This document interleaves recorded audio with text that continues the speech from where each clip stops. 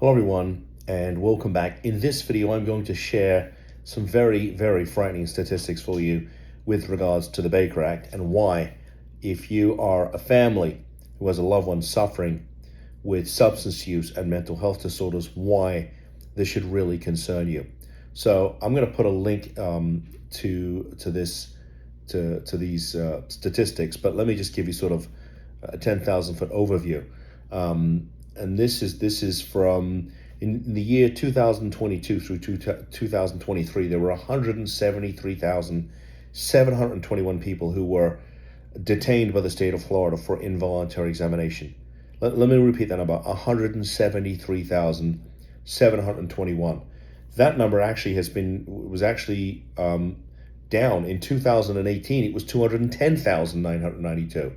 So this is insane. When you look at the number of children, I mean individuals under 18, it was 33,685 individuals under the age of 18 years of age were detained by the state of Florida under the Baker Act.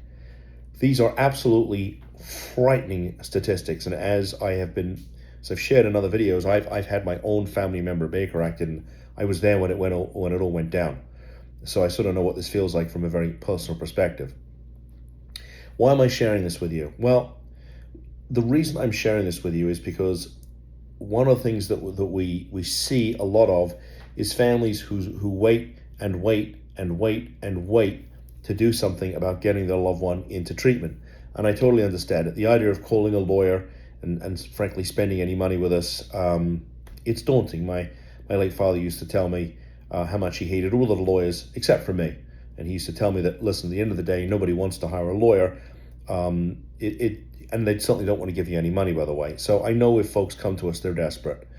And we're typically the last port of call to save a family who has a loved one who has been suffering.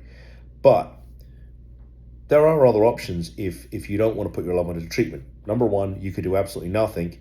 And I think that you will find that if you don't do anything, like any disease, it will destroy the host. And that the host, I mean, not only your loved one, but your family too. It will destroy your family. Number two, the other option is the state of Florida will do it for you. And there's two ways the state can do it for you. One is the criminal justice system.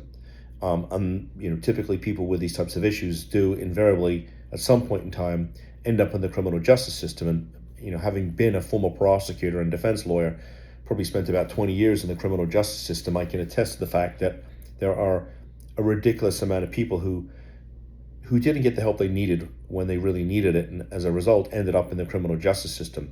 And the mandate, even when I was a prosecutor back in the 90s, and even today, is to punish first and rehabilitate second. And in Florida, if you commit enough crimes, they will lock you up, and they don't care about whether or not you have a behavioral health issue. They'll lock you up and throw the key away. They really will. The other way the state can take custody of you is, well, it's the Baker Act. Okay, and the Baker Act, as I've said numerous times, is not a treatment statute. It is a statute that allows the state of Florida to take custody of you and or your loved one and make you a ward of the state of Florida. And you are locked up in a secure facility. The only difference being when you're Baker Acted is that nobody knows you're even there. Unlike if you are in the criminal justice system, there's a whole process to make sure that you get to see a judge and get a lawyer and all of those other constitutional protections.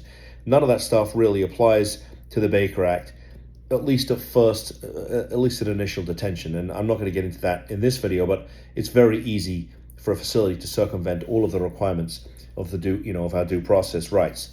But I share this with you because you got to understand something. If you don't take care of this issue sooner rather than later, if your loved one does not pass, and I don't say that lightly, but having received those phone calls, and if you've watched any of my videos, I'm just not one to sit here and frankly sugarcoat this. It does happen, and it will happen. If that doesn't happen, then the state's going to take your loved one away from you. They'll lock them up, either in the criminal system or in the mental health system. But either way, if you get them back, you won't like the results.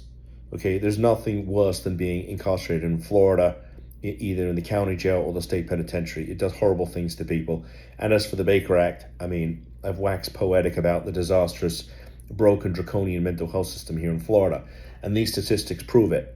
I mean, we're locking up, close to 200,000 people at any one year. That's it's insanity. That's all I have to say about that. So bottom line is, if you are a family who has a loved one who has a long history of drug use and mental illness and treatment that doesn't work, and perhaps they've already been involved in the criminal justice system, maybe they've had an overdose, you've tried different things, maybe you've even worked with other lawyers, give us a call. I got an absolute boatload of free resources I'm happy to share with you. But this is all we do. I don't do any other kind of work. I've only done this work for the last 10 years. We've helped hundreds of families, and we like at least to have an opportunity to try and help yours. So I hope that doesn't scare you. I'm not trying to do that, but I am trying to maybe just give you a dose of the reality of the situation. So with that said, I would love a thumbs up. Please subscribe to the channel, and I'll see you in the next video. Bye-bye.